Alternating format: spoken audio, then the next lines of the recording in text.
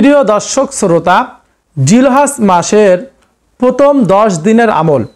জিলহজ মাস হলো আমাদের জন্য অন্যতম বরকতময়, শান্তিময় ও ফজিলতপূর্ণ মাস। বলুন সুবহানাল্লাহ। এ মাসটি যেমন হজের মাস, তেমনি কুরবানি, তাকওয়া, আত্মত্যাগ ও আল্লাহ তাআলার সন্তুষ্টি অর্জনের এক অনন্য সুযোগ। বলুন সুবহানাল্লাহ। এই মাস পেয়ে যদি আমরা এগুলো অর্জন করতে না পারি তাহলে আমরা ক্ষতিগ্রস্ত হয়ে যাব। এ মাসে রয়েছে গভীর তাৎপর্য ও অফুরন্ত ফজিলত। বলুন সুবহানাল্লাহ। প্রিয় দর্শক, বিশেষ করে এই মাসে প্রথম 10 দিন সম্পর্কে কোরআন ও হাদিসে অনেক গুরুত্বপূর্ণ ও ফজিলতের কথা বলা হয়েছে।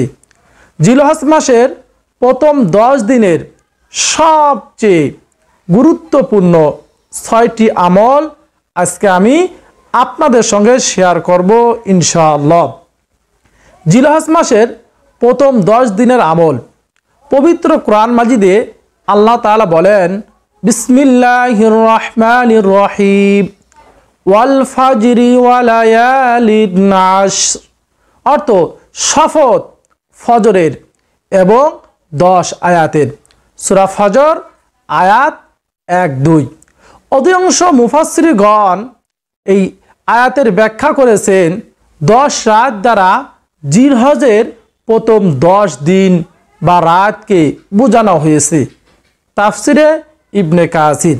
এই 10 দিনের নেক আমলের গুরুত্ব সম্পর্কে রাসূলুল্লাহ সাল্লাল্লাহু আলাইহি ওয়াসাল্লাম বলেন, আল্লাহ তাআলার নিকট নেক আমল করার জন্য বছরের যে কোনো দিন জিলহজ মাসের প্রথম 10 দিনের চেয়ে অধিক প্রিয় নয়। সাহাবা কেরাম বললেন, ইয়া রাসূলুল্লাহ, ইয়া হাবিবাল্লাহ, আল্লাহ তাআলার রাস্তায় জিহাদ করাও না? রাসূলুল্লাহ সাল্লাল্লাহু আলাইহি ওয়াসাল্লাম বললেন, না, তবে সেই ব্যক্তি ব্যতীত যে নিজের জান মাল নিয়ে আল্লাহ তাআলার রাস্তায় বের হয়ে যায় আর কিছুই ফিরে আনেনি, শহীদ হয়েছে। সহিহ বুখারী শরীফের হাদিস। আল্লাহ রাসূল সাল্লাল্লাহু আলাইহি ওয়াসাল্লাম বলেন, তোমরা এই 10 দিন বেশি বেশি পরিমাণে লা ইলাহা ইল্লাল্লাহ, আল্লাহু আকবার এবং আলহামদুলিল্লাহ পড়ো। মুসনাদে আহমদ শরীফের হাদিস। তাকবীরে তাশরিক, অর্থাৎ এই তাকবীরটি আমরা পাঠ করব। জিলহজ মাসের 9 তারিখ ফজর থেকে জিলহজ মাসের 13 তারিখ আসর পর্যন্ত অবশ্যই প্রত্যেক ফরজ নামাজের পর কমপক্ষে একবার পড়া ওয়াজিব। আমাদের মা বোনেরা আস্তে আওয়াজে, নিম্ন আওয়াজে পড়বেন, আর পুরুষরা আপনারা উচ্চ আওয়াজে পড়বেন। তাকবীরটি হলো আমরা প্রত্যেকেই শিখে নেব, আমার সঙ্গে পাঠ করার চেষ্টা করবেন। আল্লাহু আকবার, আল্লাহু আকবার, লা ইলাহা ইল্লাল্লাহু ওয়াল্লাহু আকবার, আল্লাহু আকবার ওয়ালিল্লাহিল হামদ। ভালো করে মনোযোগ দিয়ে খেয়াল করবেন। আল্লাহু আকবার, আল্লাহু আকবার 2 বার বললাম। তারপরে হচ্ছে লা ইলাহা ইল্লাল্লাহ, তারপর আবার আল্লাহু আকবার, আল্লাহু আকবার 2 বার, তারপর ওয়ালিল্লাহিল হামদ। 9 জিলহজ ফজর থেকে 13 জিলহজ মাসের আসর পর্যন্ত প্রত্যেক ফরজ নামাজের পর একবার এই তাকবীর পড়া আমাদের জন্য ওয়াজিব। রোজা রাখা, বিশেষ করে 9 জিলহজ আরাফার দিন। রাসূলুল্লাহ সাল্লাল্লাহু আলাইহি ওয়াসাল্লাম বলেন, আরাফার দিন 9 জিলহজ রোজা রাখলে বিগত বছরের ও আগামী বছরের গুনাহ আল্লাহ তাআলা মাফ করে দেন। বলুন সুবহানাল্লাহ।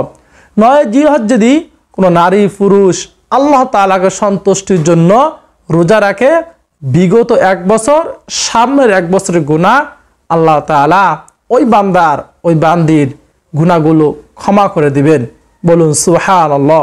মুসলিম শরীফের হাদিস, 1162 নং হাদিস। কুরবানি করা আমাদের এই 10 দিনের ফজিলতের মধ্যে, তার মধ্যে রয়েছে কি? কুরবানি করা। যাদের সামর্থ্য রয়েছে কুরবানি করার, 10 জিলহজ ঈদের দিন থেকে পরে 2 দিন, এই 3 দিন কুরবানি আপনারা করবেন যাদের সামর্থ্য রয়েছে। পবিত্র কোরআন মাজিদে আল্লাহ তাআলা বলেন, বিসমিল্লাহির রহমানির রহিম, ফাসাল্লি লিরাব্বিকা ওয়ানহার, তুমি তোমার রবের উদ্দেশ্যে নামাজ পড়ো এবং কুরবানি করো। সূরা কাউসার আয়াত 2।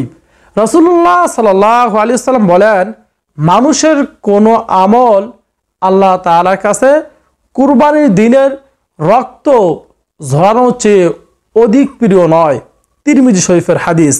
অর্থাৎ আমরা যতই আমল করি না কেন, যে ব্যক্তি কুরবানি করবে আল্লাহ তাআলার রাস্তায়, আল্লাহ তাআলার সন্তুষ্টির জন্য এই কুরবানি করলো, এই কুরবানির চেয়ে আল্লাহ তাআলার কাছে অধিক প্রিয় কোনো আমল হবে না সেদিন।